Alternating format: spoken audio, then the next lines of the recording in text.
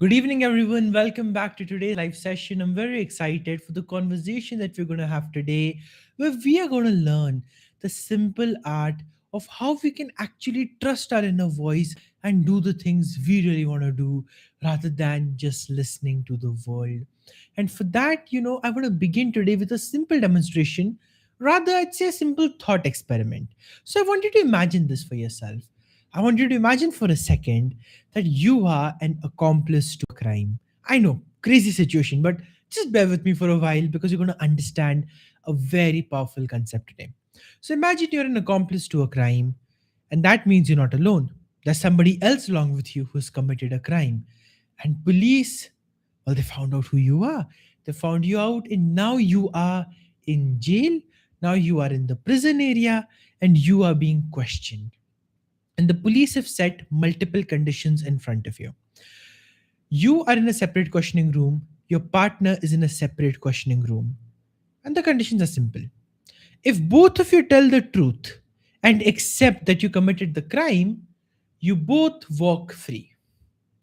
If one of you confesses the truth, but the other one does not, the one who confesses gets 10 years of jail time. But if both do not confess, both lie, then both get jail time of 5 years each. Now, if you think about this, it's a kind of tricky mental calculation to run through in a moment, but I want you to really pay attention to that. I want you to keep these three scenarios in front of you. I want you to imagine that if this really were the case, first of all, it would be a pretty high stakes case where half of your logic would, anyways, not be working. But with the half that is remaining, with that half, can you really make the best choice? Because here's the thing, you cannot know what the other person has chosen unless you make your choice. So if you confess but the other person lies, you go to jail for 10 years thinking, I did this to help him or her out. But if you don't confess and they confess, you walk free, but then they suffer in jail because of you. And if both of you confess, both of you don't confess, both of you lie, then both of you get jail time, which is probably not a great outcome. So, the reason I've put this whole scenario in front of you today is not just to scare you, but to introduce you to what's called game theory, which is this is called prisoner's dilemma, by the way, which is a fundamental thought experiment used in the field of game theory. And although it may seem a bit confusing, the truth is, circumstances in our lives, big situations, big challenges, whether it be in business or in our relationships, often feel like this prisoner's dilemma. And half of the decision making frameworks that are there in the world, the problem with them is they are very linear. They don't factor in lots of costs, incentives, and other structures that go on. So, what happens is you are now stuck in moments where you need to make a decision. Now, it's neither a win win decision, neither a win lose decision. You have no idea what kind of a decision this is. It's just so many multiple options, and you have no idea what to do. The prisoner's dilemma tackles in to that exact problem, that how do you choose when you see no good solutions? And well, for that, what I've seen personally happen and what I've seen in a lot of people as well is that trusting our inner voice is the solution.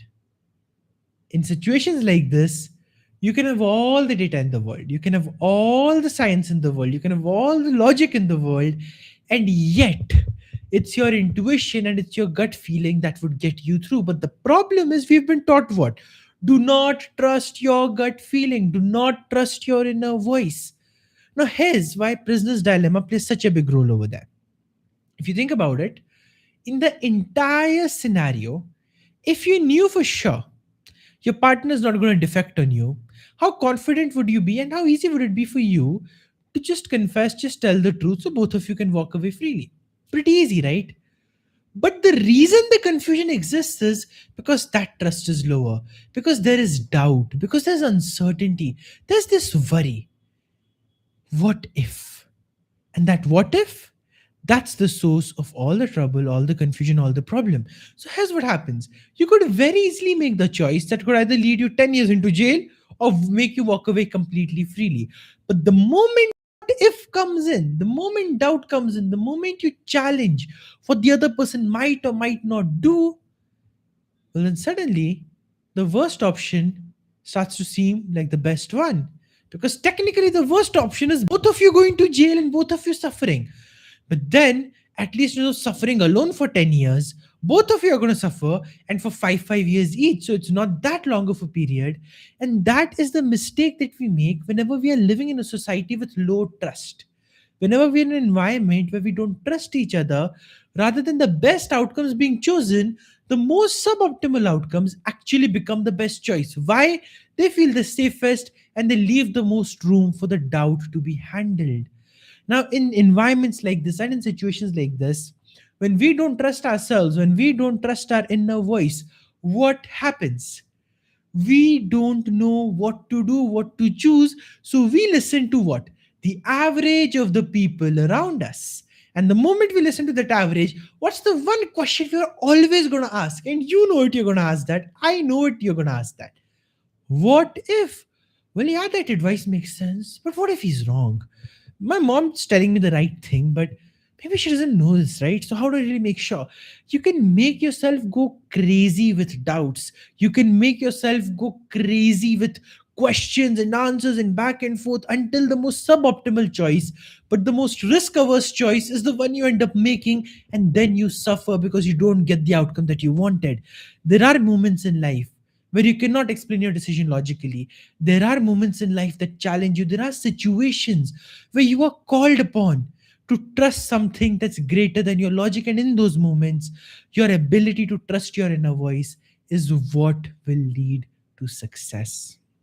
Now, the question is, how do we build that trust with our inner voice? Well, think about how is trust built with anybody and any person. You will do that by creating proof of trustworthiness. Here's what I mean by that.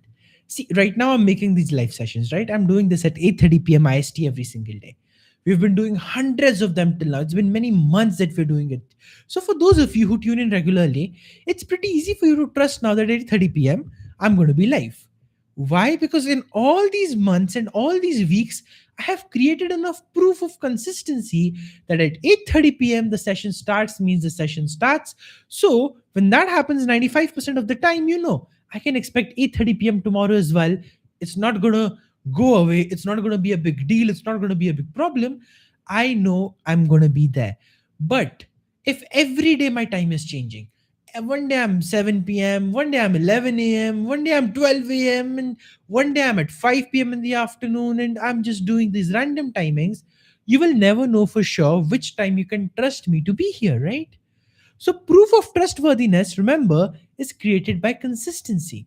Now, the reason we don't trust ourselves is because we have no proof of trustworthiness with ourselves.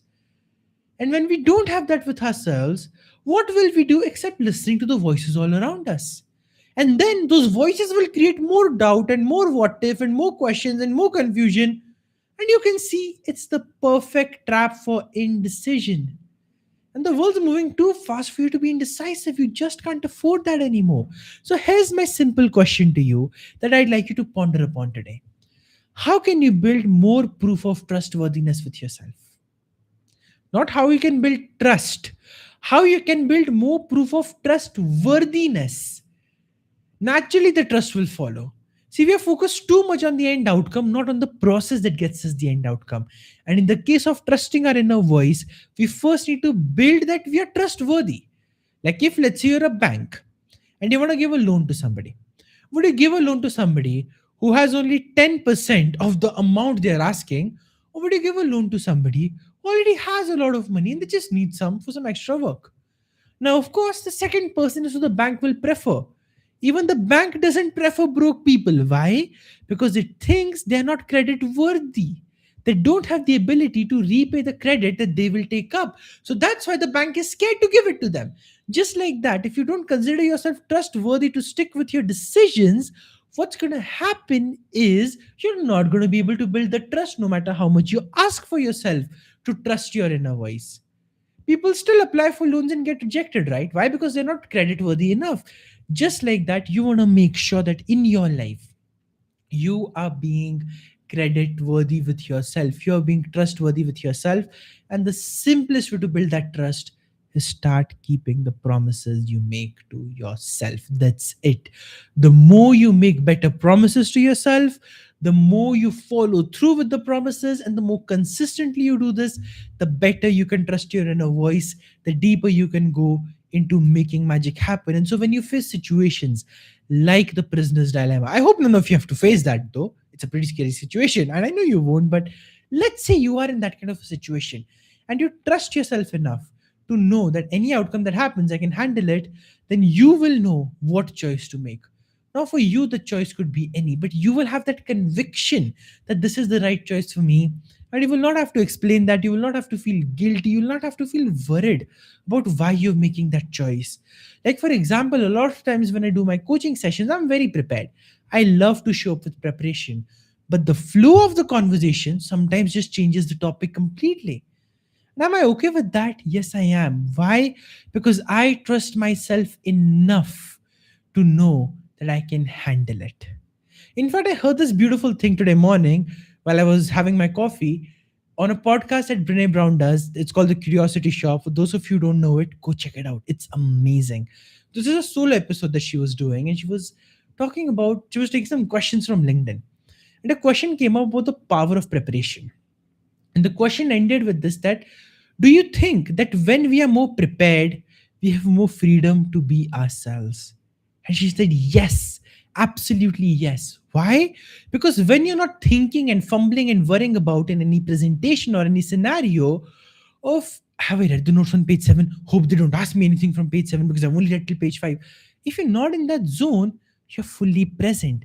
And if you know your game inside and out, you trust yourself enough to handle anything that comes your way.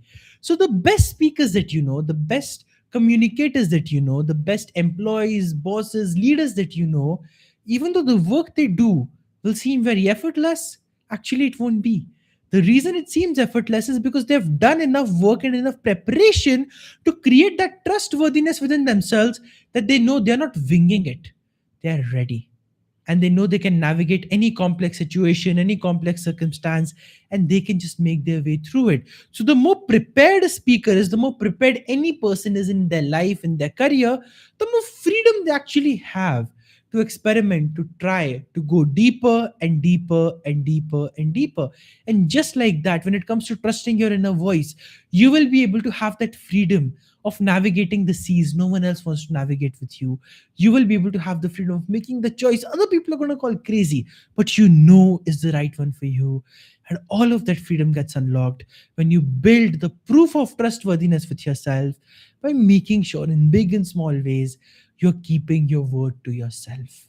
Make it important, make it powerful, make it something that you know is non-negotiable. And the more you do that, the more you trust yourself, the more you gain your capability, the more prepared you become, the more successful you become, the more amazing and wonderful and happy and calm you become.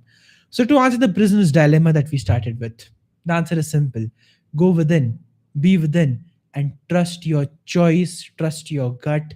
The way you do that is by building so much proof of trustworthiness that nothing, and I mean nothing, can make you doubt the signal and the voice that comes from within. For me, starting these sessions was one of those decisions, and probably the best ones I made. There were lots of questions around logistics. How will I do it? How will I manage it? All of that got taken care of when I was ready to fully step in, because I trusted my inner voice enough to make this call. So, just like that, in any area of your life where you're struggling, check in within and you'll find the answer. Stop looking for that external validation and start building so much proof of trustworthiness within that even if other people pass their opinions, you can take that advice, you can take that as feedback, but you don't take it to your heart and you don't take it as proof that you are wrong. Thank you so much for tuning into today's session. I hope it was valuable, and I'll see you once again on Monday at the same time, that is 8:30 p.m. IST. Bye. Talk to you soon.